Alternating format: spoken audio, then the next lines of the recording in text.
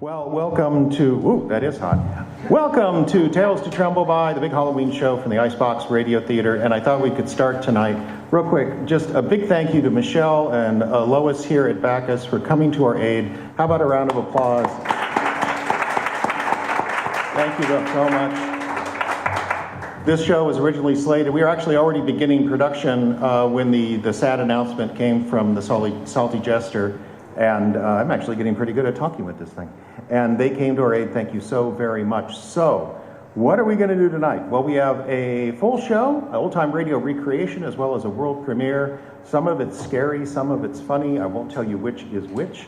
But do want to let you know the bar will be open. There's popcorn. I think there's beer and wine. Yes, Michelle? Yes? And, oh my. Oh, yes. Have plenty. Do you want us to hold the show for 5 minutes? And there will be a short intermission about halfway through, so do look forward to that. Cast intros. We're so glad to have him back. It's the Dread Pirate Roberts. First time he's been in a show in quite a while. Hyrith Bones, ladies and gentlemen. Say it again. Frida Barrow? Frida Kahlo. Frida Kahlo is with us all the way from Spain and from 1938. Of course, she's in every show. The lovely, the talented Ayla McIntosh. And I know when he came in that costume, everyone thought, what's Shaquille O'Neal doing here?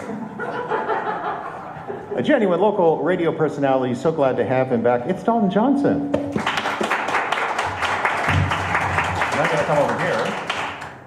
And of course, it wouldn't be IVRT without the man that seems to be in every show. He is Nero Wolf, but tonight, what are you, a zombie? A failed hunter. A failed hunter. Perfect for this time of year. Justin Caplow, ladies and gentlemen. Now, it would not be Halloween without a princess who's alive or dead. We all look pretty pale up here. But this young lady is celebrating her birthday today. So a big round of applause. Scotta Turner.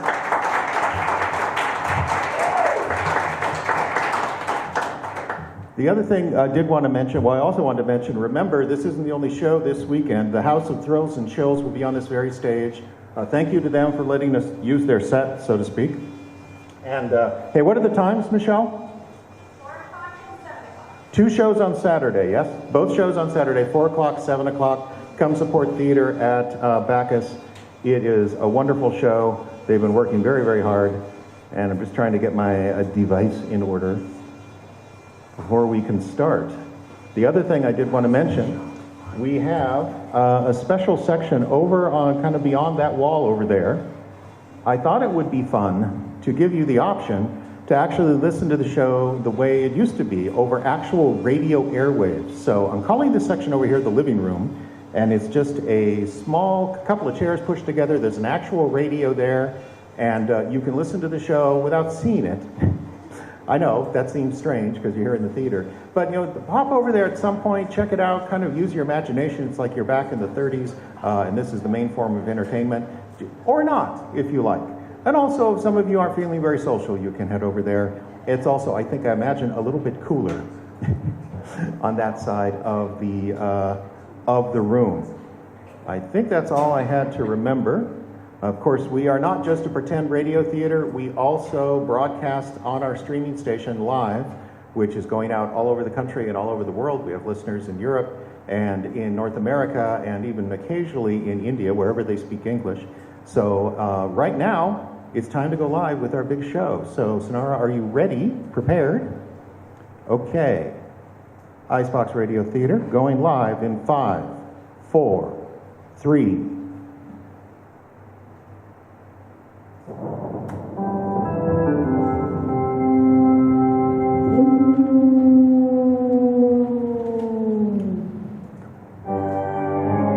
It's 7 o'clock at the edge of America, and the Icebox Radio Theater is on the air. It's the Icebox Radio Theater coming to you live from the stage of the John Faith Little Theater in International Falls, Minnesota. Autumn is here and the days are short. A chill is in the air, and it's a perfect night for ghost stories, witches and goblins, and things that go boom in the night. So settle in, get comfortable, and prepare yourself for tales to tremble by. But first, a word from our sponsor.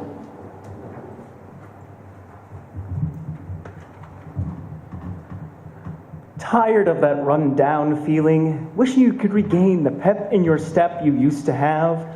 Then why not try the solution that's good for energy, confidence, and a boost in the bedroom? It's sweeping the nation. It's lycanthropy. That's right, lycanthropy. The ancient all-natural process of turning into a werewolf is now available to you. The curse from Grandpa's day has become the greatest thing for modern living since cosmetic surgery or cocaine. What was once thought as the mark of the beast, dooming you to wander the earth friendless and unloved for all eternity, is now just the ticket to help you on the dating scene. I got stood up more times than I can count until I tried lycanthropy. Good luck outrunning me now, boys. At work. The boss never had any respect for me until I transformed in front of him one night and chased him through the woods. After that, not only did I get a promotion, he invited me to join the Republican Party. Even at home. Jim was pretty lethargic until he became a werewolf. Now our relationship is stronger than ever. And in the bedroom, he's pretty amazing if you ignore all the bites and scratches and rabies vaccinations. Lycanthropy is a simple, medically adjacent procedure that will change your life. Just call our toll-free number and set up an appointment with one of our clinically trained lycanthropes. He or she will meet you at the forest or graveyard of your choice during the next full moon. One bite, and your new life begins. Lycanthropy is not for women who are nursing, pregnant, or may become pregnant. Side effects include excess hair, excess teeth, loss of wardrobe, lost time, full moon, addiction, episodes of blind rage, night terrors, other people's night terrors, ruined manicures, ruined pedicures, and vampire feud. Do not use lycanthropy if you can't afford new shoes. Our company assumes no responsibility for the loss of pets, small children, or friends due to lycanthropy. Please use responsibly. Lycanthropy. Isn't it time you went a little wild?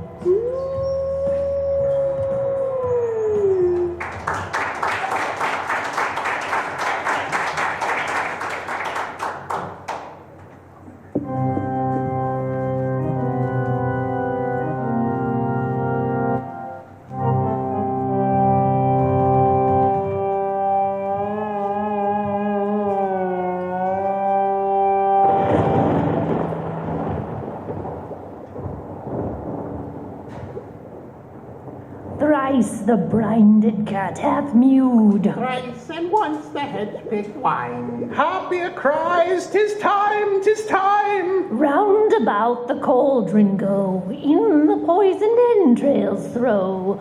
Toad that under cold stone days and nights has 31. Sweltered venom, sleeping pot, boil thou first, I charm the pot. Double, double, toil and trouble, fire burn and cauldron bubble. Is that it?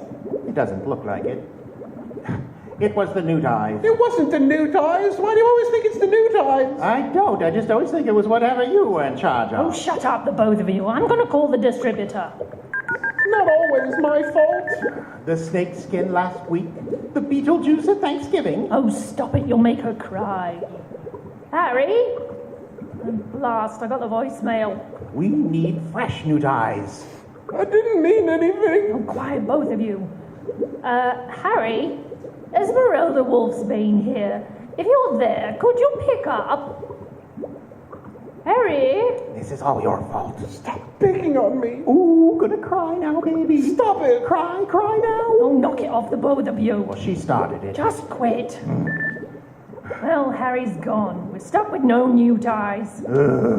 Drag the cauldron all the way up there. Quiet. Oh, quit bossing us around. Yeah, we've got feelings, Esmeralda. Who died made you queen anyway? Mother, remember? It was in the will. I'm queen, you're mistress of darkness, and she's head of new ties. Oh, I'm such a failure. I'm sorry, Mommy. Quiet. There's someone out there. I think you're right. Wands ready, girls? I think I forgot mine. Well, pick up a stick. Will you use your one? No one will know the difference. Oh, don't you start too. Quiet. Mortals. Hi, I'm Mike and this is Karen. We're two teenagers out on a date. We had a little car trouble down there. There's something scratching on the roof, and there's a bloody hook hanging from the door handle. We were just headed to the old abandoned mansion when we saw your light from your fire. Do either of you have a cell phone? You mean you don't have one? I keep getting calls from this mysterious deep voice saying I know what you did over and over, so I left it at home. And I accidentally watched a cursed video on mine. It said I was going to die in 7 days, so it seemed pretty pointless to bring it.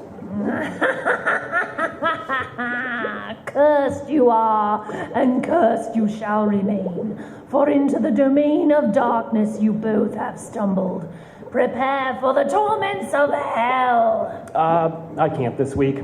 I got the SATs tomorrow. Kids today are so jaded. You can't scare them at all. Mere mortals cannot live on the Devil's Peak during the new moon. Prepare yourselves. It's not a new moon. What? The moon. It's not new until tomorrow night. See, there's still a little sliver right there. You mean you blamed my new eyes when all along it wasn't even a new moon? Wait, I have the almanac right here. Way to go, Esmeralda. I'm sure it said. Wait. I don't believe it. Ha ha, Essie made a mistake. Essie made a mistake. Oh, shut up. This is weird. Yeah, who are you guys anyways? We are the Sisters Three, cursed to on this hilltop be. I'm Esmeralda. I'm Griselda. I'm Larry. It's a long story. Huh. Well, what are you three doing up here anyway? Cursed you will be. Oh, if you... get it, Essie. We already tried that. Oh, fine. Somebody kill them already. What? I'm not going to kill them. I did it last time. Griselda, Last time I killed a mortal, it burned out my wand. You do it. listen to you two. Is that any wonder the mortals aren't afraid of us anymore? Oh, that's nothing to do with you. Yeah, we're jaded because we're two teenagers on a date. There's nothing more deadly than that. If it's not psychopaths escaping from the neighborhood institution, well, it's the pedophile janitor that was killed by our parents. Or the reanimated corpse of the 1984 prom queen out for revenge. Yeah, that's just the way that's Sunnydale High School. Most of our class won't even see graduation. And even if they did, there's probably going to be carnage at commencement. Ooh, good title. Carnage at Commencement. Quiet, the both of you. I've got to figure out what to do. What are you trying to do anyway? Say nothing. They're a little too helpful for my taste. Yes, too helpful. Well, that's just what I said. What? You just repeated what I said and pretended it was some great insight. Well, I'm just trying to contribute to the conversation. Look, guys, we can go if you want us to. But you really look like you could use some help. What are you trying to do? Well, if you must know, we were hired by a little town in Minnesota to try and boost tourism. So we're coming up with a spell. Brew. Now, whatever. To enchant the world and make everyone flock to this little town. We'll make it the next Riviera. Now let's try again. Griselda, do you have the elements? Right. Into the pot, one by one. Here we go. Stick of hockey. Hole of fish. Make the falls one hot dish. Anything? I don't think so. Let's try the other one. All right. Hair of Sean Mason. Hair of Jeff Adams. Oh, careful, that one's incredibly rare. Extinct practically. Give all the tourists the big up and Adams. Big up and atoms? Well, you try coming up with a rhyme for that. Oh, forget it. This looks really hard. No idea. First, we tried to enchant all the airports in the globe to route flights to the falls on accident, but that fell apart. Overcrowding? Clean Water Act. We ran into wetlands issues. Then, Then we tried to make all the casinos in Minnesota disappear so people would just keep driving north until they hit the falls. But that didn't work. What happened? We had no idea how many casinos there were. We cast spells for a week straight, barely made a dent. Larry calls casinos flightless mosquitoes now. I'm having t-shirts printed. That was almost as tough as Plan A. Oh, don't get me started on Plan A. What was Plan A? Reduce the number of lakes in Minnesota from 10,000 to 2. We'd only leave Rainy and Captogama, meaning there was only one place in the whole state to fish, boat, canoe, or water ski. Well, I could have told you that wouldn't have worked. No, we got pretty close on that one, actually. Getting rid of the lakes was easy, but hiding the water, that was impossible. My feet are still wet. Quit complaining. I had to stash Minnetonka in my bloomers. Try walking around normally with that sloshing around downstairs. Hey, can we ask you something? What? Well, all these plans. Oh, we noticed that you've tried to change the world, but. So they'll come to this small town? So? Well, wouldn't it be easier just to change the falls so people would come to it? Change the falls? What do you think we are? Magic? Yes, indeed. Wood Sisters. Jeffrey Adams, Ayla McIntosh, Justin Kappa, Ira Bones, and Scotta Turner.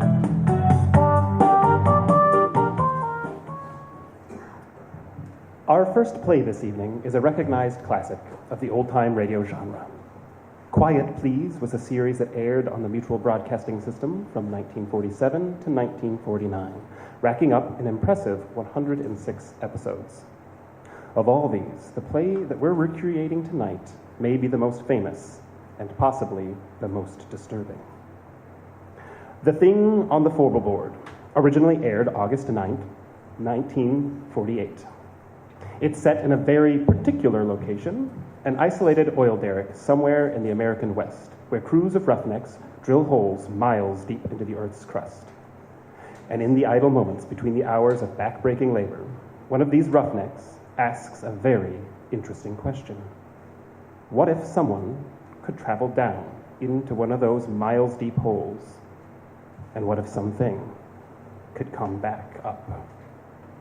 And now, the Icebox Radio Theater presents Willis Cooper's The Thing on the Floorboard.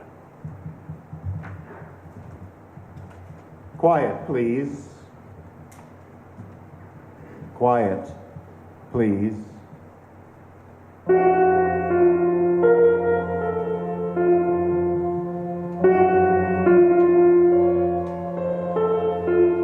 The Icebox Radio Theater presents Quiet, Please, which is written by Willis Cooper. Quiet Please for tonight is called The Thing on the Floorboard. Me? I'm a roughneck. Well, I was a roughneck, 20 years ago. A little too old, too slow now. Besides, I got $1. I don't have to be a roughneck. See? Married, got a nice home. Oh, you have to meet my wife. Hey, Mike!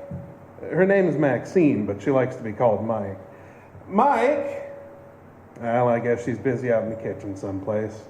Besides, she doesn't hear too well. Shame, too. She's so pretty and everything. Well, you'll meet her. Sit down.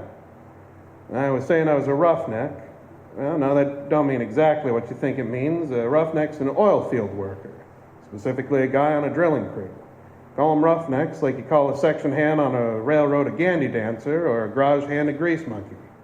Same time, you work around a drilling crew for a while, well, you'll be a roughneck in every sense of the word, boy.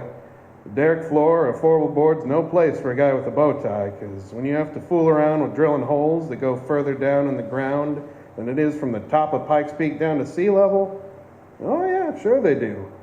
Time I was a roughneck, we got this one down to 7,313 feet. That was a record.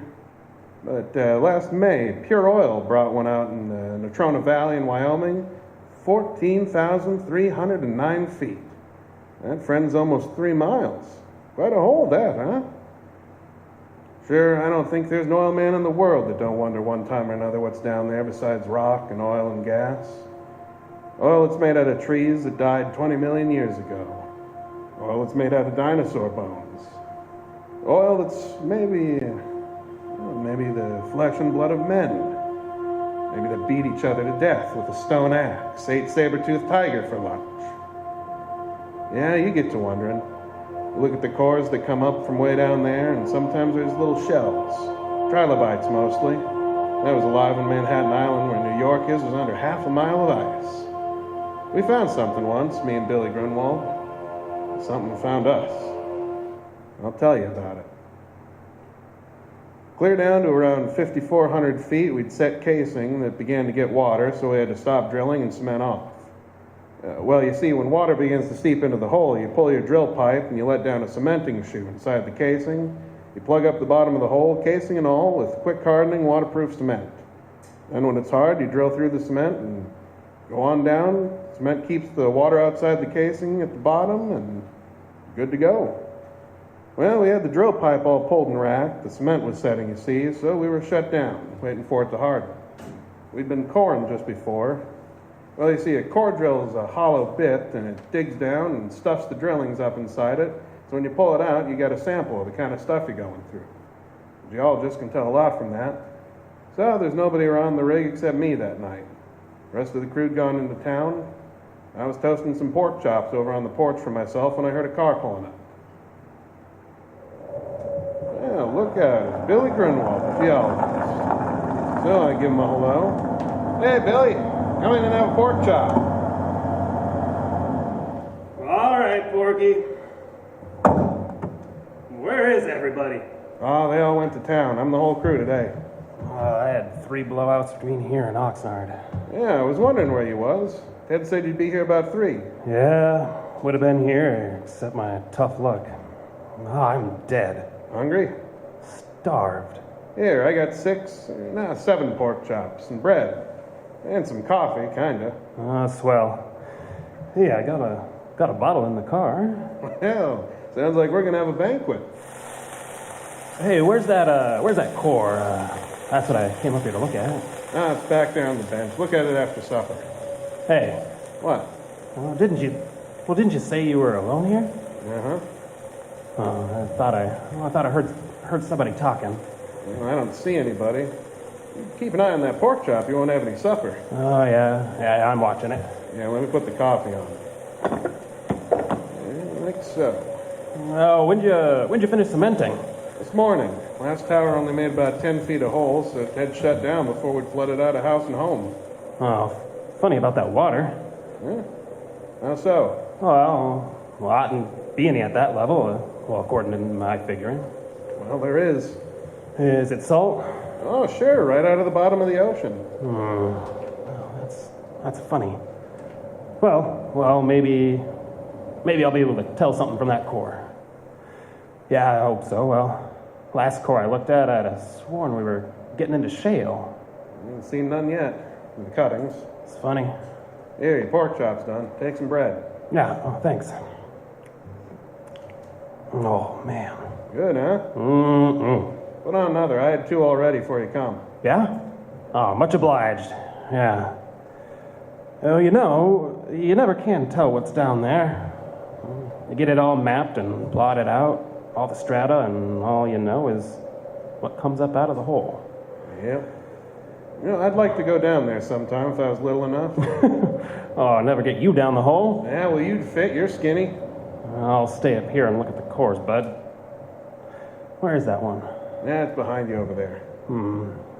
Oh, well, I'll have a look at it. Oh, why don't you wait till you finish your supper? I'm just gonna look at it. I'll put it on another pork chop for me. Okay. Wow. I wish those screech owls would get... Well, what's the matter? Hey, wait a minute, Porky. Well, what? Well, listen. Oh, what's eating you? You know, I'd have sworn there's somebody up there on that floorboard. Ah, you're crazy. There's nobody up there. Standing against those stands of drill pipe. Ah, they're just rack crooked. One of them slipped. Come on back and eat your pork chop. Yeah. I guess. Only I. Oh, what you so jittery about, Billy? Come on, eat your sandwich. Here. Yeah, well, thanks, Porky. Oh, I don't know. I'm just naturally that way, I guess. I always been scared of the dark. Oh, doggone it, I hate to be a baby, but I can't help it. Scared of the dark? Honest? Stupid, ain't it? I don't know. Everybody's scared of something. Me? Spiders scare the tar out of me. Black widows? Whew. I know how you feel, Billy. Yeah. Is there another light over there? Yeah, here. Yeah, thanks. Oh, that's better. Hey, listen, Porky, I'll go out to the car and look for a left-hand door pocket and bring me that bottle, will you? Yeah, that's what I need. Okay, kid. Okay. So, I picked up a flashlight, turned around and went outside. Found the car and I got the bottle. And the floor of the derrick was all lit up when I saw a beam of light suddenly flash up toward the forward board. I laughed. Oh, that Billy Grunwald and his ideas. Well, sure, I looked up. Wasn't the damn thing up there, except the drill pipe racked against the fingerboard. Oh, this forward board. Well, you've seen oil derricks or pictures of them. You know that little platform that runs around the outside of the derrick about halfway up? Well, that's the forward board. See, drill pipes come in lengths, and you handle them with several lengths screwed together so as to save time getting them in and out of the hole. 2 lengths is a double, 3 is a treble, 4 is a forble. When you pull up the pipe, you heist it up inside the derrick with a traveling block, which moves up and down from the crown block at the top of the derrick. Then when a forble of pipe's pulled out, it's held in the rotary table. Break the joint with tongs, like a great big Stilson wrench, you see? Snub a cable, it's fastened over the handle, over the cat head, and draw the works, and that breaks the joint. Then you hold the tongs on the pipe, give the rotary table a few turns to unscrew it, and you heist away with that traveling block, swing it over against the fingerboard, and lean it against the derrick. The guy up on the forble board takes off the traveling block. Then you do it all over again until you get all the pipe out. See? Well, there wasn't anybody up on the forble board except a screech owl, and it flew away. So Billy turned his light off, and I come inside. Just as I come up the steps, he let out a yell. Ah! Hey! What's the matter? Hey! What's the matter, Billy? Come here, look! Well, what's it? Look, Porky. My God. Where'd you find that? Oh, now, listen, Porky. I give you my word that this was embedded in the core. It couldn't be. Oh, I tell you it was. Oh, look here. Look where I dug it out. Do you know what? Oh, that rock there comes from a mile underground. And it's been a mile underground for 1,000,000 years. Man, look at this. I did look. What he was holding, and it was a gold ring, all carved and filigreed just like jewelry. And there wasn't any kidding about it. It was real. Now, wait a minute. Hang on. I ain't done. I poked at that core of rock that looked like a kind of petrified salami or something. And it was my turn to pretty near jump out of my pants. Right alongside the place where Billy dug out that ring was a mud-covered but very, very unmistakable finger. I picked it up and it was cold. It was heavy and solid like rock. At least it felt like solid rock. I looked at Billy and Billy looked at me. He started to rub the mud off of this stone finger, and as he rubbed it, it began to disappear. No, he could still feel it, he said, but when the mud was gone, neither one of us could see it. Dropped it on the derrick floor, it went clunk, and we couldn't find it anyplace. What are we done? Well, we took that bottle, and we took and finished it, Billy and me. We finished it in one slug apiece, and it was a full pint, bathtub gin. Tasted like so much well water to me. Then we sat on the derrick floor and we looked at each other. Didn't say a word. My eyes got heavier and heavier, and last thing I remember, I heard some kind of noise. It seemed to be coming out from the forble board 80 feet above us. I just shut my eyes a minute. Guess I went to sleep. I had awful dreams. Black widow spiders crawling all over me with gold rings on their legs. Things I could hear but couldn't see up on the forble board. Billy Grunwald climbing up the ladder outside the derrick in the moonlight. Their faces looking at me. I couldn't figure out who they were. Then I was waked up by a horrible scream and a crash alongside me that shook the whole derrick. I opened my eyes to see Billy Grunwald lying on the floor, 2 feet away, with a broken neck. A broken neck in his left hand. Well, he put the gold ring on the little finger of his left hand, and the way his arms were spread out, his left little finger and the ring were gone. Well, friend, I got out of there. I run down to where Billy had left his car. I got in and stepped on the starter, and I couldn't get it to go. I remembered after I pretty near run down the battery that Billy had taken a key. I wasn't about to go up there and go through a dead man's clothes to get it. So I sat in the car and shivered all by myself till daylight.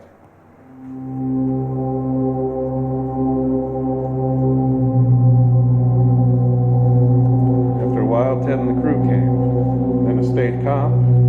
Everybody in the world was asking me questions. Did you and Billy have a fight, Porky? I told you we didn't, Ted. But you had been drinking. We only had that little pint, Ted. What was he doing up on the Forble board? Did you threaten him? And did he run up there to get away from you? Listen, cop, don't be a chump. Billy Grunwald and I were good friends. Then why'd you push him off the Forble board? I didn't, I tell you. I wasn't up there. Well, what did he go up there for? Well, I don't know. I was asleep. How do you know he was up there? I didn't say he was. You said so. Besides, how would he break his neck if he didn't fall from up there? Well, look, officer, I think it was just another accident. I mean, we haven't got anything on Porky, and personally, I don't believe he did it. Well, it's mighty mysterious. So it is. But we got work to do. Now, how about it? The cement's hard down there, and I want to start drilling again, and I'm short-handed. Will you let Porky stay here till I run in my pipe again? And, well, then you can take him and ask him questions till you're blue in the face. Well, okay. Let's get rolling. You got it, Happy? Yep, go ahead. All right. Porky, you go up on the Forble board. No, not me, Ted. Don't be such a boob. There's nobody up there to shove you overboard. Hey, you can put a safety line around you if you want to. And, besides, you're getting paid to do what you're told. I've lost too much money already. Come on, get going.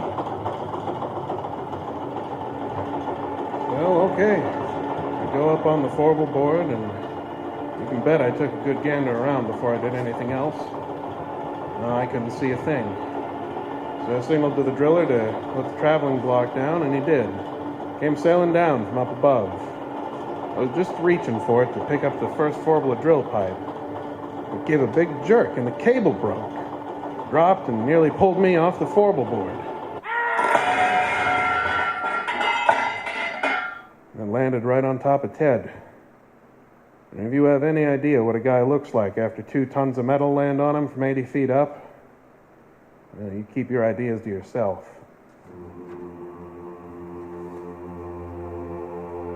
Well, that was enough. 2 accidents in a row, whole crew quit. I wasn't going to wait for a third. It was Ted's money that was paying him. There wasn't any more of that. And as far as I know, the abandoned derrick's still there. And that was 20 years ago. Oh, I forgot to tell you something. That traveling block was right in front of my face when it broke loose. It was hanging by a steel cable, 3/4-inch steel cable, mind you. And I saw that cable break right before my eyes. Looked just like a piece of string when you snap it between your fingers. I could almost see the fingers. And you know what? There was something on the Forble board with me. A couple days later, I came back. I don't know if there's anything in the world as desolate, as dismal, as dead-looking as an abandoned oil well rig. There it stands, like a skeleton off on a deserted side road. The bare yellow hills surrounding it, it's just the deadest thing you ever saw. I sat in my car for a long time looking at it. Everything was just the way we left it. Looked in at the floor, the smashed traveling block, right there alongside the rotary table. Just a little mutter of steam from the boiler, that was it. Then I heard a tinkle of something as it hit the ground alongside me. I looked around, but there wasn't a soul in sight. And at my feet was that gold ring that Billy Grunwald and I had found in the coral rock that come up from a mile underground and 1,000,000 years ago in time. I heard a little sound like a kid crying.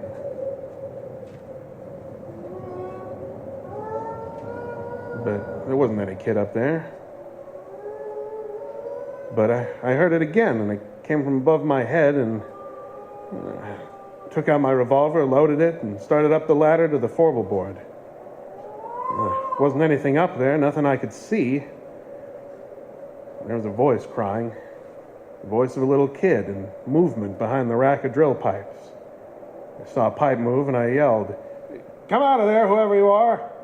Come out, or I'll start shooting!" And then the stand of pipes shivered, and I thought, what can it be that can handle heavy pipe like jack straws? Then there was a crash. The whole stand of pipe fell over, and I'd just gotten out of the way in time. I was alone on the forward board with the thing, but I couldn't see it. I felt the platform tremble under my feet as something moved toward me. I fired 2 or 3 shots. Nothing happened. I started backwards. I knew it was following me because I could hear it meowing like a cat. My feet tripped over something. I saw it was a big can of red lead that somebody had left up there. That wasn't even thinking, but I picked it up and threw it at the sound, and it splashed. And there it was. I wish the face of this little girl, frightened, crying with hunger and terror. Hands like a human being and a finger missing from the left hand and body. Well, I'll tell you all about that. I told you how I'm scared of spiders, but I knew where it came from. It'd come up from the bowels of the earth, riding up on that drill pipe as we yanked it out of the well. Come to an alien world, and it was lost. Stood there, dripping with red paint, blood red from head to foot like some horrible dream. And it put its hand on my arm. The hand was stone, living, moving stone. And it looked into my eyes and mewed like a lost kitten. 20 years ago, I discovered many things about it. What it used for food, that it was deaf, that it was invisible and couldn't see people when it was invisible. But if you sprayed it with mud or paint, grease paint, makeup, then it could see people. And believe me, I didn't want to see its body. I can see that in my nightmares, but its face. I can't help wanting to see that pathetic little girl's face. I'm afraid maybe I've fallen, but it's very beautiful. And when it's well made up, but making it up. Rubbing grease paint on a stone face that looks at you and smiles and makes sounds like a lost kitten yet. I can disguise the body in long dresses. She can't hear very well, and when she's hungry, I just have to stay out of her way. I found out what she likes to eat, remember? No, sit still. Sit still. Do. Sit still, or I'll have to shoot you. I want you to meet my wife. Or rather, my wife wants to meet you. Mike! Oh, there she is. Come on in, dear.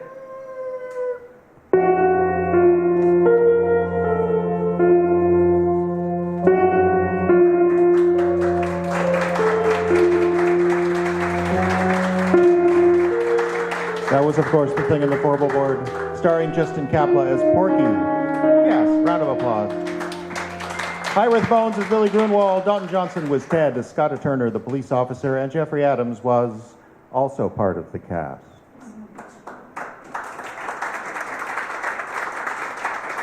Creepy. Well, this feels like a good time to take a break, catch our collective breath, and for you folks here in the theater, the bar is open, the popcorn is hot and ready to go. And for you folks listening online, we're going to shift to a musical interlude now. Invite you to return in about 15 minutes for the second half of our show. You're listening to Tales to Tremble By from the Icebox Radio Theater, coming to you live from International Falls, Minnesota.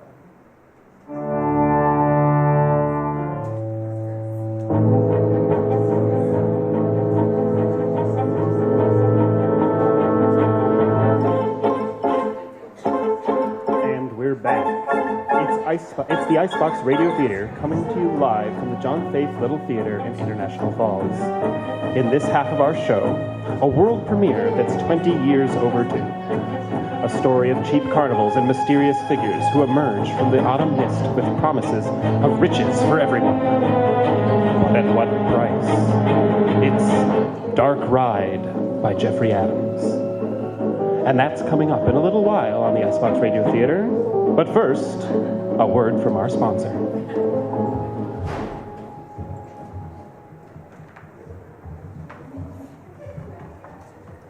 Say, Doug, why the long face? Oh, it's this vacation we're planning. There are so many options on where to stay these days. I don't know what to do. There's old-fashioned hotels. Oh, filthy and expensive. Right. Then, the home rental apps always look good, but they never have any privacy, and some of the hosts expect you to join their cult. Yeah, that was an uncomfortable weekend. But have you tried Airbnb? Oh, don't you mean Airbnb? No, D&D. It's new, it's different, and it's magical. Indeed it is, weary traveler. Gary Gygax! Yes, it is I, Gary Gygax, creator of the legendary role-playing game Dungeons & Dragons, with a new vacation rental app filled with whimsy and magic and dragons. Dragons? Really? Maybe. Where is it you wish to go, my lord? We're visiting Joan's aunt in Akron. Do you have any rooms there on the 14th through the 16th? Let's find out. Yes. Great! Well, wait, how did the dice tell you there were rooms available? It's all part of the magic of imagination. Now, you begin your journey on the interstate, where you encounter a gang of trolls blocking your path. What do? I don't know. Call the cops? I use my Amulet of Ator to cast an invisibility spell so we can sneak past them. You'll need to pass a +10 skill check. You did it! Yay! So, are we in Akron now? Oh no, you just made it past the troll mob. Next, you come to a cozy-looking tavern. Wait, when do we get to Akron? Well, you're on your way right now, Sir Knight. But we haven't left home yet. That's all part of the magic of the game, the magic of imagination. But we just wanted a place to stay. And this you shall have, weary traveler, once you make it past the fire pits of Endor, and your credit card clears. Airbnb, where finding a good place to stay is always just a natural 20 away. I did it! I made it over the fire pits! Does that mean we have a room? The journey is long and arduous.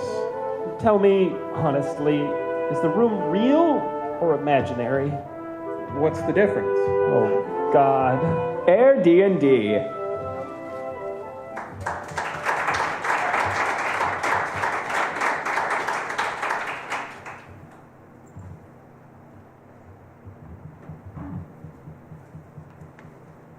So, are you ready, Carl? Oh, I don't know, Linda. I'm getting pretty scared already. Oh, maybe we should skip and go through the corn maze again. No, we promised ourselves this is the year we're going through the haunted house, and that's that. Oh, you're right. Oh, hey, we got our tickets, so why not? That's right. Now, come on. Ooh, who's that? Oh, I don't know. But he looks pretty scary looking. Good evening. I am Gravely, your host. Hi, I'm Carl, and that's Linda. We're the Bjornsons. Well, that's right. Oh, Gravely, was it? Oh, this is a really nice place you got here. You know, it reminds me a bit of Barb's house when they replaced the siding. Oh, that's... you mean when they had the old siding off and the boards were exposed? Yeah. Oh, they did such a nice job on that siding, though. Oh, sure. So come with me and... Of course, I never did care for the color they picked out. No, I'm with you there. Come with me. Oh, this Sanderson siding, that was a nice color. Oh, yeah. Excuse me, you're here for the haunted house, right? Oh, gosh. Oh, I plumb forgot. Yes, here are our tickets. Yes, tickets to your doom. Come with me into the haunted forest. Oh, golly. Oh, would you look at this, would you? Oh, I'm getting scared. Oh, hold on to me, honey. Oh, you bet I will. This is the haunted forest, where all manner of strange beasts and mysterious creatures roam in search of human prey, including the werewolf. Oh, he got me. No, look, honey, it's a girl werewolf. Oh, so she is. Oh, no offense there. I'm Carl Bjornson, and this is my wife, Linda. Oh, how do you do? Oh, honey, I got just the thing for you in my purse. Hang on. Here we go. Coupon for half off electrolysis. You take that, honey. You need it more than my little lip hairs. Please, no giving gifts to the actors, the monsters. Actually, could I keep this? I have a little unwanted hair, Fine, whatever. For I must take our guests forward through the forest and into the graveyard. Bye, sweetie. Good luck. Thank you. Oh, what a nice girl. Here, welcome to the Cemetery of Doom. You know, you would be a good one to ask. What's the difference between a graveyard and a cemetery? Well, you see... Well, actually, I don't really know. Oh, I gotta look it up. Oh, we said no phones in the spook house. Oh, that's right. Oh, I forgot. All right. Power off. Oh, there we go. Oh, look, honey, they have funny names on the headstones. Oh, where do you get funny named headstones, I wonder? Huh. Here lies Rig R. Mortis. Oh, that's funny. I don't get it. Rig R. Mortis? Like rigor mortis? Oh, isn't that what your mom had that one time? No. That was shingles. Oh, yeah. Hey, if you guys want to take the tour, you kind of got to let me set a mood here. Oh, we're sorry. Oh, yeah. Oh, you go ahead. Oh, I love all the work you guys put in with the moss and the fake trees and the funny tombstones. Oh, you should be very proud. Just go right ahead with your little tour. Okay, but you really need to get into the spirit of things. Oh, we are. We are. Oh, we're scared. Oh, go ahead. Okay. The crypt is an entrance to a secret tunnel that leads to the haunted house on the hill. Come with me now through the creaking door. Through the creaking door. What's wrong with this door? Oh, that? Yeah. I saw you had a little problem there, so I took care of it for you. Oh, just tap that pin there, and a little WD-40, and it's right as rain. What? You brought tools with you? Oh, well, sure. I'll always bring my Leatherman tool, a hammer, and an assortment of lubricants wherever I go. It's true, he does. You carry a hammer? Oh, sure. Oh, gotta be a ball peen, though. Oh, claw hammer always gets caught on things. Oh, and one time he left it all in his pockets and the WD-40 went right through the wash. Ooh! We had to throw out a whole set of sheets. And you'll never let me forget it, will ya? Those were nice sheets. Hey, should we go to Target after this? Attention, foolish mortals. Oh, is that us? Oh, I think so. Come with me now, down into the tunnel. But be careful, this tunnel is said to be haunted. Okay. We gotta get into the spirit of things, Linda. Oh, I know. Oh, Bravely here put a lot of effort. Built this whole deal. We gotta get good and scared. Right. Okay. Haunted tunnel, you said? Yes, that's right. This tunnel is said to be haunted by the wives of the house's owner.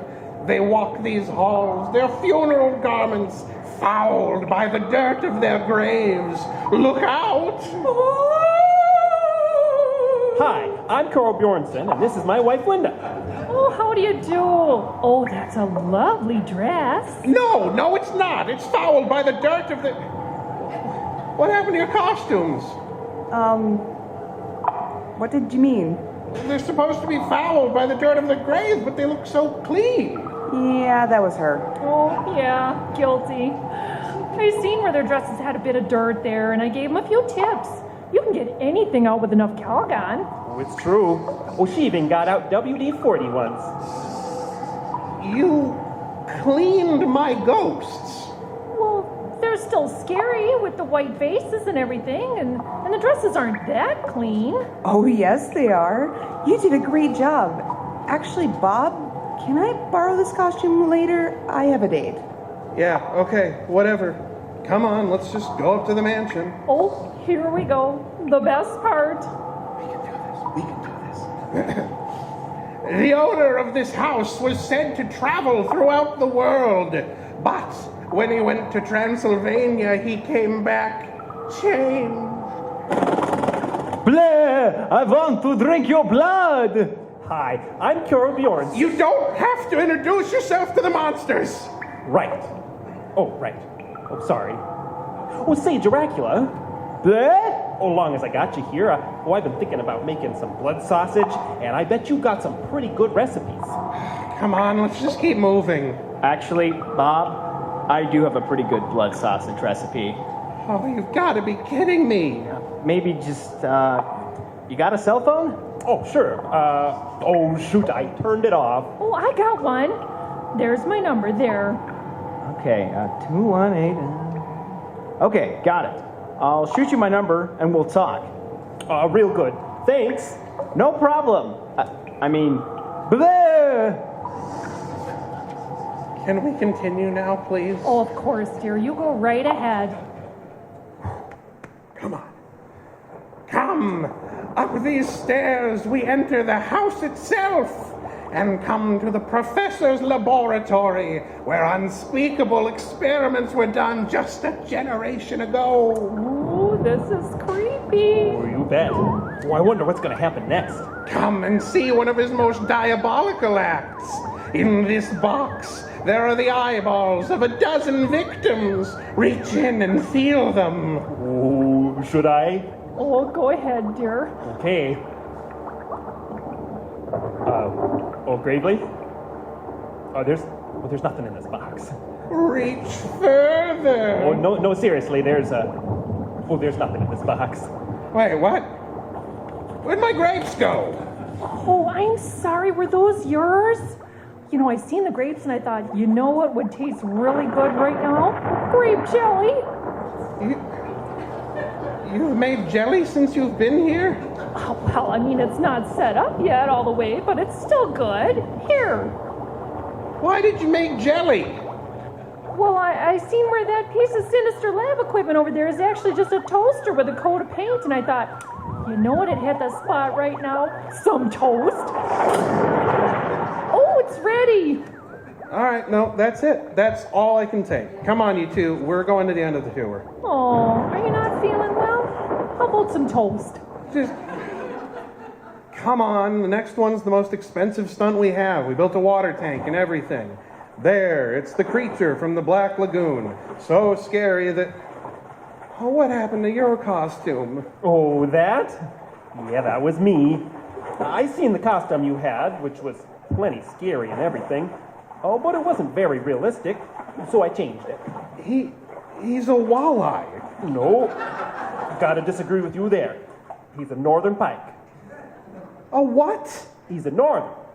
But that costume cost over $1,000. Why did you cut it up to make a walleye? No, a northern. But that's not scary. Oh, I don't know about that. Well, nothing scarier than you think you got a big old walleye on the line, and then you pull up one of them hammerheads. Oh. I give up. That's it. The tour's over. Exit to your left. Oh, what's wrong, sweetie? We put in so much work this year. I just wanted to make it really scary, and you two just smiled all the way through. Well, it was kind of scary. Oh, yeah. Oh, that wolf girl made me jump. Yeah. And the laboratory reminded me to make the doctor's appointment. You know, that's scary. Mm-hmm. You didn't think it was scary. No, we really did. No, you didn't. Don't lie. We're just trying to make you feel better, dear. Some people just can't be scared, I guess. Oh, I don't know about that. Oh, in fact, I was thinking of volunteering with you next year. Oh, yeah? Doing what? Oh, coming up with new ideas, of course. Well, I mean, Dracula and werewolves are all well and good, but you need some fresh blood, so to speak. With all due respect, I don't think you're the type to come up with scary ideas. Oh, you would be surprised. Oh, really? What'd you have in mind? A scene where you, lose your keys? Or, maybe the grocery store rearranges the shelves so you can't find anything? Oh, well, those are both plenty scary. Oh, but I was thinking of more science fiction. Oh, really? Oh, yeah. Oh, I was thinking. Oh, well, how about this for a scene? A group of aliens drag you into a dark room, strap you down on a platform face down. Then they show you this little device that looks like a cross between a crab and a robot. Well, that is kind of disturbing. Then they shove the crab thing up your bum hole, and he eats his way to your brain. What? Oh, I got one. I could be the Countess. We already have Dracula.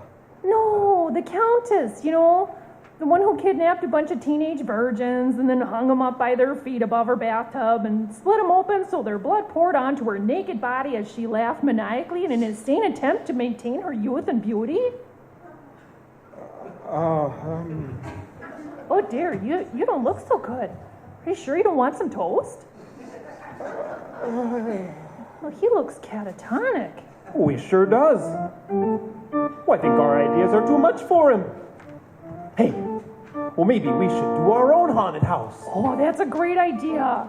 We can play serial killers and we'll hire grade school kids to play the aliens. Well, could we give them surgical instruments? Well, I don't see why not. Perfect. Well, nothing's scarier than a toddler trying to stick you with a needle. Or maybe a chainsaw. Oh, yeah.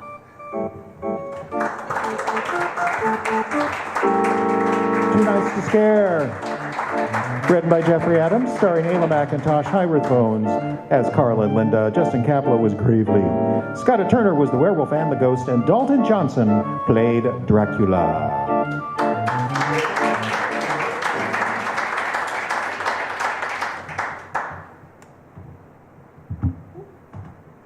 All right, next on our show, a world premiere. Dark Ride was originally written back in 1998 for the radio horror series The Grist Mill. A little too late for radio and a little too early for podcasting, The Grist Mill released original horror plays on CD and won several awards for its efforts. Tonight's play, alas, came too late for full CD release, but we're happy to present it to you tonight. And now, the Icebox Radio Theater presents Jeffrey Adams's Dark Ride.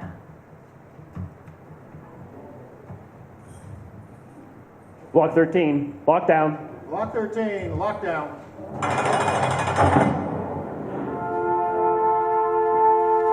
My name is Daryl Gable, and I'm writing this because I have the time to write.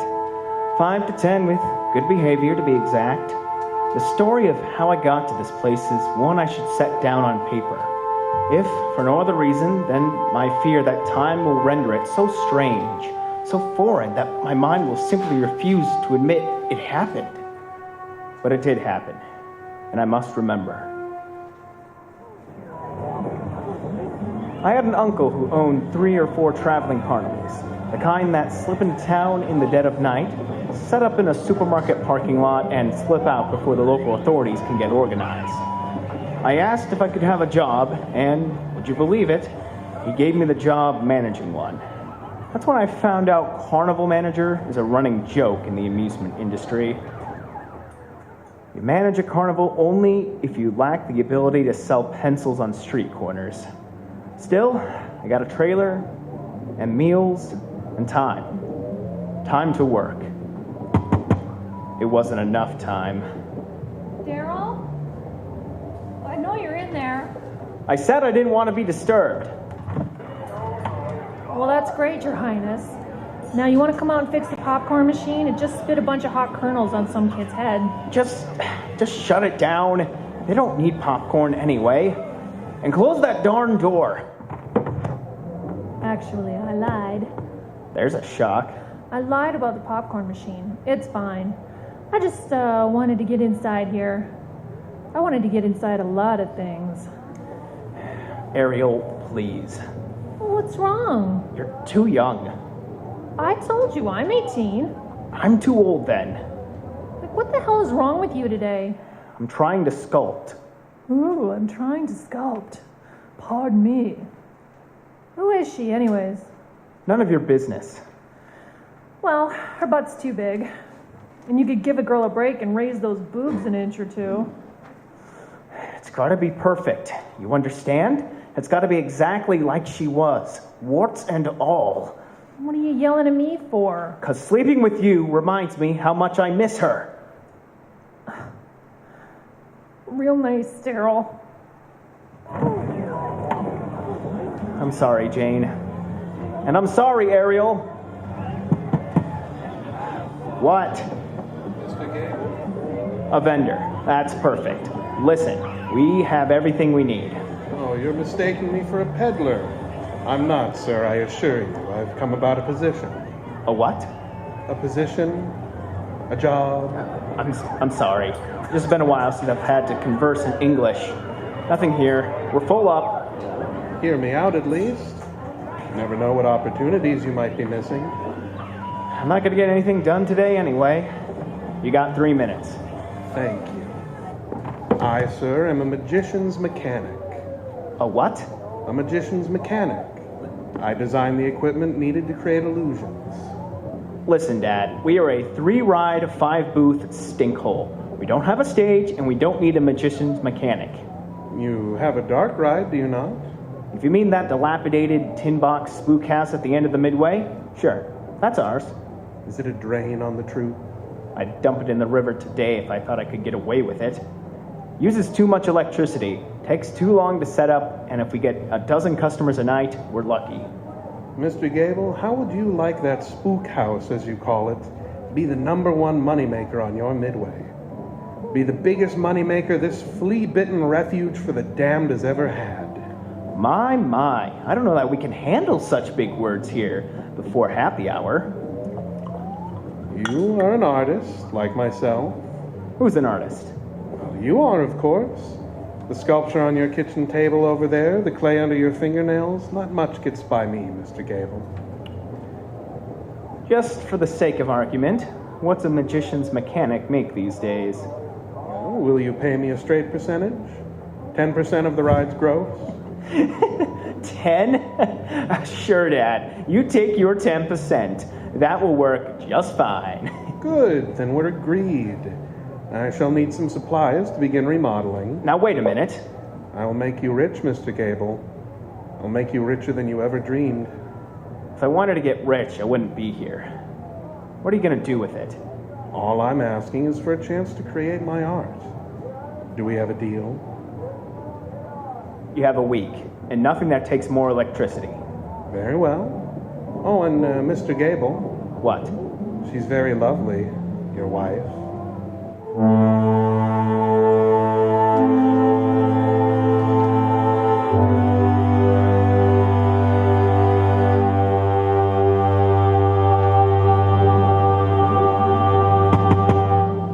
Darn it. What? You gotta come. What's broken now? No, come on. Ariel, go of my arm. Come on. This had better be good. Just shut up and come with me. Quit shoving me. I'm not, I'm pulling you. Look. What's happening? It's been like this for half an hour. There's kids running back into town to tell everyone. What are they all doing? Doing? What aren't they doing? Every booth on the Midway has their regular take already, and it isn't even dark yet. There are hundreds of them. Why are they here? Look for yourself, stupid. It's the spook house.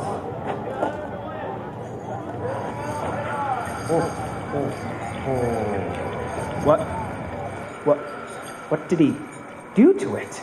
Well, duh, he painted it. And he has the stunts all working again, and he even added some new ones. It's really slick in there, Daryl. You gotta come see it. Hey, what's up? Aren't you happy? Michael builds this new ride and everyone's selling through the roof? What did you call him? Michael. That's his name, Daryl. You did bother to ask his name before you hired him, right? I guess I didn't. I guess I didn't think it would last. I gotta go. No, come on, let's go on the ride. No! Okay, don't have a fit. I just have him come see me after closing. I'm your messenger now? Just do it.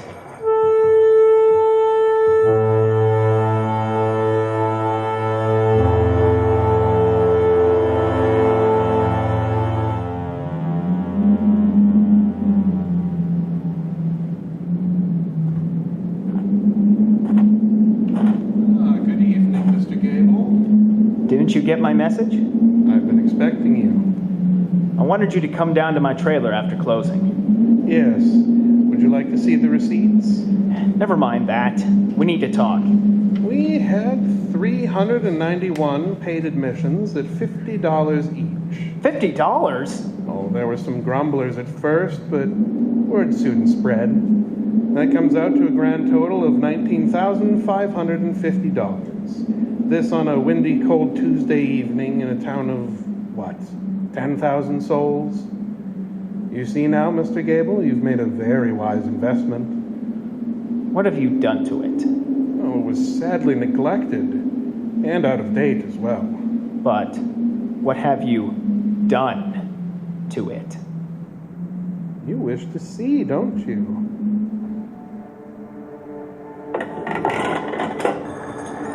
Yes, Lord help me.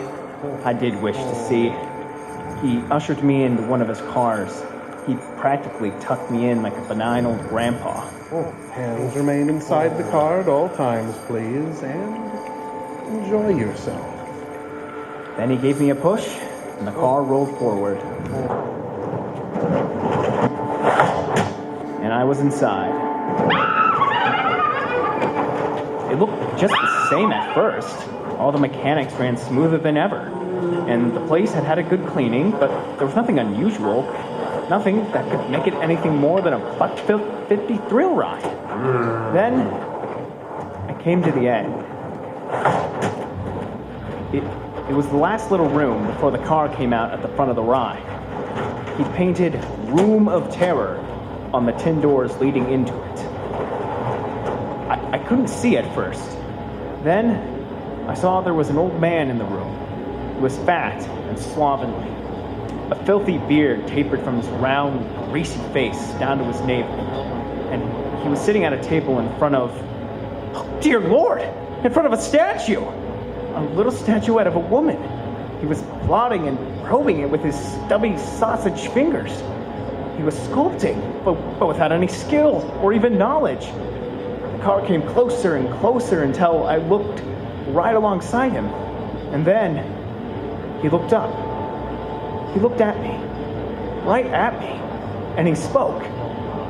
Do you remember?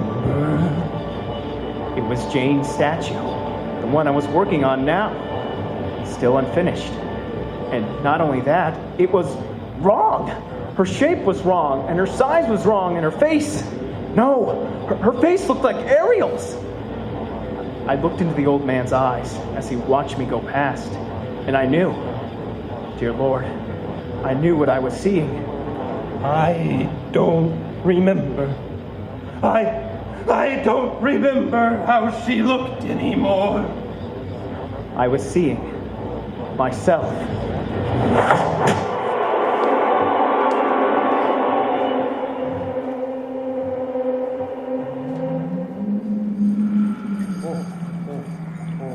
Well, did we enjoy ourselves? Turn that thing off.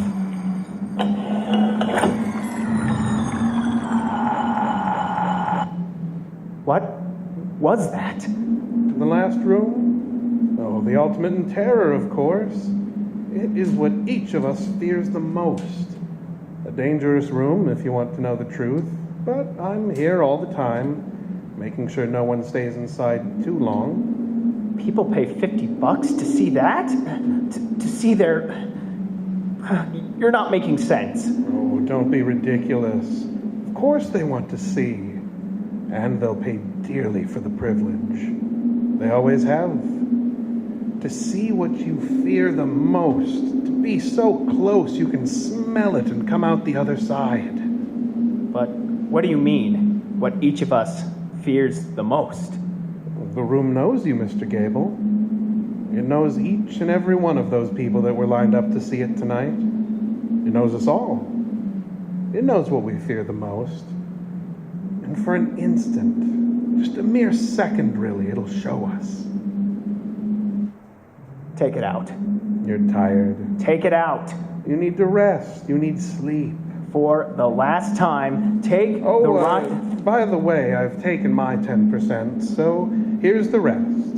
$17,959. It wasn't the money. At least, I want to think it wasn't the money.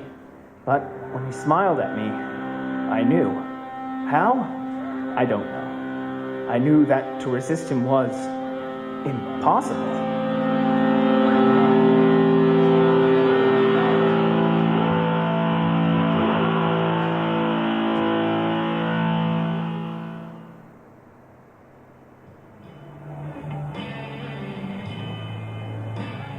Need another? Yeah, give me one for the road. Okay, but there's no driving with open containers of alcohol in this. What's wrong? You look like you've seen a ghost. Well, good evening, Mr. Gable. Did I startle you? What do you want? Oh, nothing. I simply followed an impulse to avail myself of this fine establishment. Bourbon, please. Yeah, sure. Tell me, 2 men over drinks, nothing to hide. Tell me honestly. Do you think this is wise, Mr. Gable? Do I think what's wise? Well, you have a heavy coat, you have a bag all packed, you even have a box, which, unless I miss my guess, contains the sculpture of your fair wife. You're leaving us. What if I am? You think the show really needs me? I was a charity case, and everyone knows it. Traveling show is a funny thing, not unlike a ship at sea. Without a captain, anarchy, violence, death. You be the captain then. I? No. You are uniquely suited for the job, sir. You're exactly what I need. You? I beg pardon? You said I'm exactly what you need. Did I? Slip of the tongue. You're exactly what the show needs. What do you need, Michael? I don't understand. No? I have a few drinks in me. I'm feeling loose and difficult. I really want to know. Why are you here? You got a heck of a magic trick in that spook house. Why hide it away with us? Why don't I ply my trade in more fertile fields? Yeah. Oh, believe me, I could. Name the town, name the city. I could take that dark ride and set it up anywhere in the world, and it would thrive. More than thrive. Times Square, New York? Piccadilly, London. Red Square, Moscow.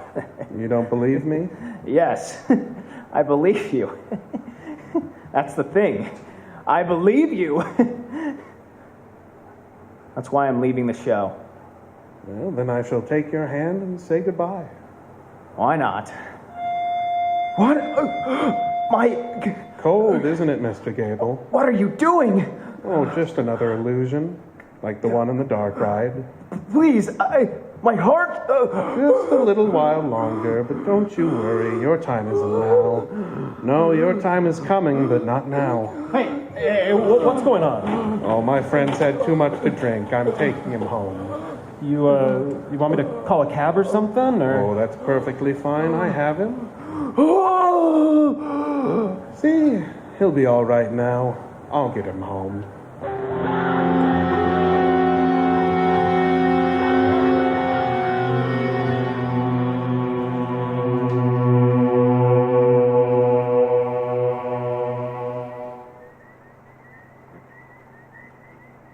Daryl, are you awake?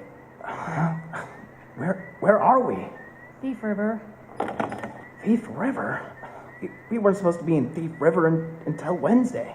It is Wednesday. Lord, what's been... Michael's been doing it. Getting your trailer moved, keeping the show running. Daryl, I'm scared of him. Yeah? What do you want me to do about it? Fire him. What? Get rid of him. He can't strip the dark ride completely. I mean, it's 10 times better than it was, and we've got a reputation now. Who will run it? Well, I can. Is that what this is about? I know I can do it. You just have to give me a chance. Don't say these things. Not about Michael's ride. You don't know him like I do. I've been here longer than you. I've worked harder than anybody. If you just give me... Oh, you're awake. Good. Would you excuse us, miss? My name is Ariel. Of course. Would you excuse us? Mr. Gable and I have things to discuss. He has something to tell you. What? We were talking about it, and Daryl thinks you should lead the show. Ariel? Tell him. Is this true, Mr. Gable? After our discussion in the bar that night, I had to consider it. Yes, I see. You and Ariel had to consider it together, is that right? Well, such is our industry. May I ask what you plan to do with the dark ride after I'm gone? I'm gonna run it. You? I see. Well, then you'll need a complete briefing, won't you? Are you well enough to accompany us, Mr. Gable? Yes.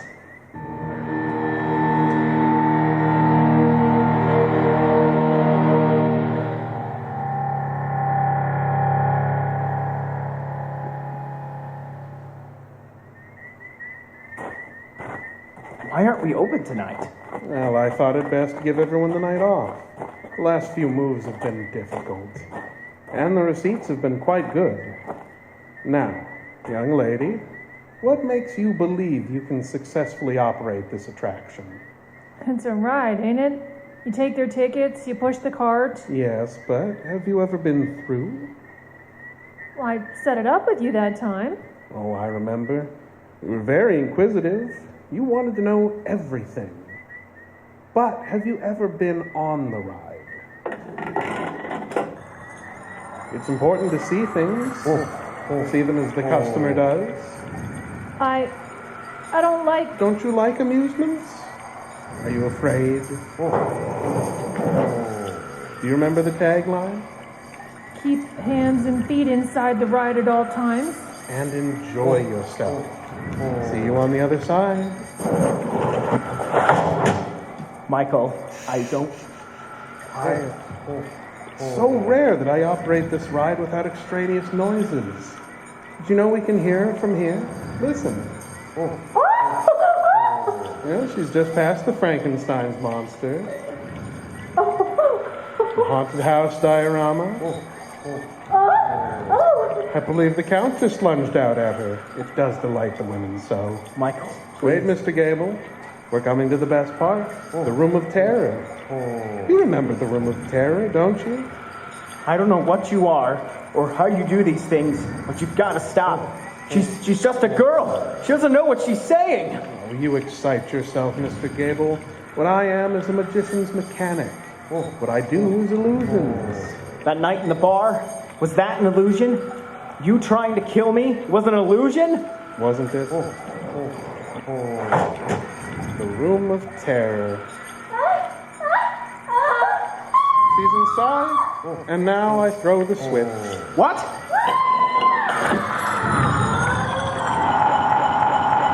Let her out! Let her out! Let her out yourself. Well?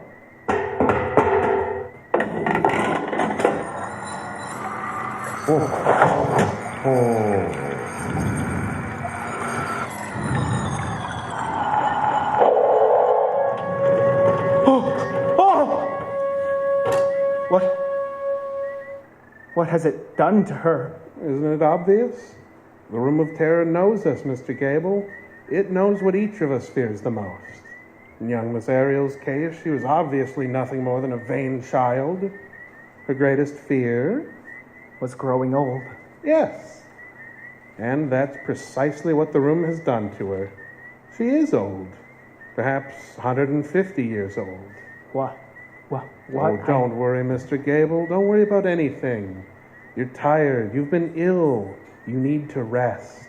But what? I'll take care of everything. Everything. Everything.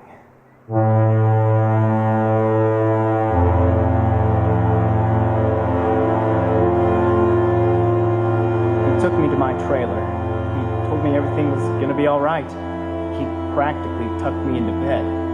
Then, he left.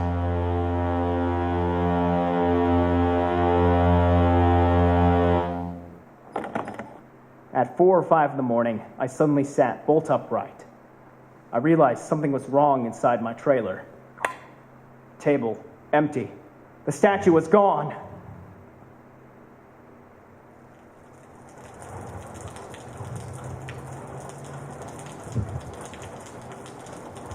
Well, good evening, Mr. Gable. I've been waiting for you. Ariel? Alas, she's gone away. There's a swamp over there. Somebody will find the body, I dare say, but not for a while. By then, the show will be long gone. Besides, who would link the body of an old woman with a missing teen? Where is my sculpture? Safe, I assure you. What do you want with it? It's meaningless to anyone but me. Which is why I want it, obviously. I'm going to the police. Oh, and tell them what? The truth? Come now, Mr. Gable. This situation of ours need not end with you in a padded cell. You kill and you steal. You claim to be an illusionist, but that thing in there is real. You don't seem to want anything, but you're killing to keep it. Why don't you say what you mean? What exactly do you want? Why, you, of course. Why? I have a business proposition for you. You don't have anything I want. Oh, that's where you're wrong. I have a little talent that, unlike these other sleights of hand you see around you, is really quite remarkable. When the moon hangs low in the autumn of the year, and orange and red with the smoke of burning fields, I can turn my nose to the wind and smell the likes of you. You're despairing, Mr. Gable. But unlike normal people, your despair runs to the core. The liquor you drink won't deaden it. The sculpture you're attempting to create won't assuage it. It's like a little black lump right there. Right by your heart. And it's growing by the day. It's a gift, if you want to know the truth. Most people live through their humdrum lives, suffering their humdrum little crises. And you know what happens after a week or two? They forget. They're like children. They're shallow. You and I are deep. You and I have suffered something profound. Something that rearranges the very fabric of our souls. And you know what it means, Mr. Gable? It means we can live. What are you offering, exactly? A traveling show. Gable and Nightshade's extravaganza of earthly delights. You and I, partners. We pack the show onto ships and cross the ocean. We can keep going and never stop. That's what it means to live on a round world, you know. You can keep going and it never comes to an end. This is ridiculous. You sound like you're offering me eternal life. Not eternal. We are mortal after all. Then what? Time. This little dark ride of yours, it's the 96th I've repainted. My art is spread across 10,000 miles and 10 decades. And I will go on creating. Just as you can. We're artists, Mr. Gable. There's no place in the world out there for us. So take my offer and join the world in here and go on creating for centuries. I know what you fear after all. I saw it in the Room of Terror after you left. I saw its imprint on the very walls. You fear growing old and forgetting. You fear never finishing that sculpture. Come with me, and there'll be time to fashion her into Venus herself. You don't have the power to do this. Nobody does. It's a simple business proposition, Mr. Gable. Then I refuse. Then you will die tonight. The touch I gave your heart in the bar, it's killing you even now. You're lying. I'm holding it like a tether. You walk away, I let go, and you die. I've been waiting for someone like you for 60 years. A partner, a confidant, someone who understands the depths to which we will go.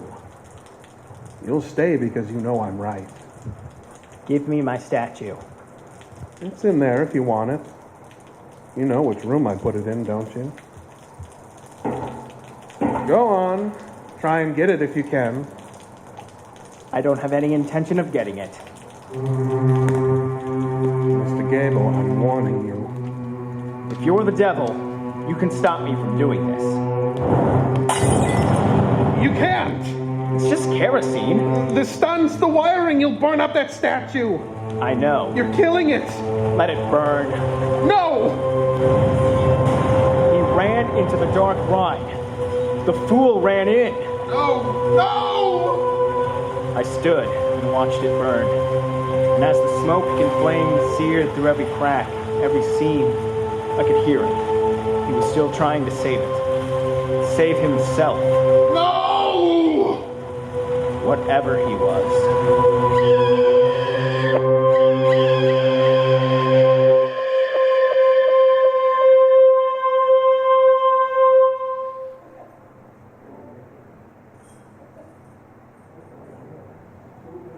But he never came out. I stood and watched the dark ride bake until it looked like a can left in a campfire. When the police came, I offered no resistance. 5 to 10 for arson. There are worse things. I was ready for a murder charge. They never found a body in the ashes. Hey, Gable. They found nothing at all. Oh, I got some contraband for you, man. The shipment came in. Oh, you know, if you got plastic explosive in there or something, I don't even know you. Don't worry, it's just some kids modeling clay. I gotta make a statue. Replace this one I lost. Can you get me another 4 packages? Oh, you're a friend, so yeah. It'll take a while, though. That's okay. I have time. Time to do it right. Dark Ride was written by Jeffrey Adams, starred Dalton Johnson as Daryl, Justin Kapla was Michael, Ayla McIntosh was Ariel, and Hyrith Boyer played the bartender. Other voices provided by the talented cast.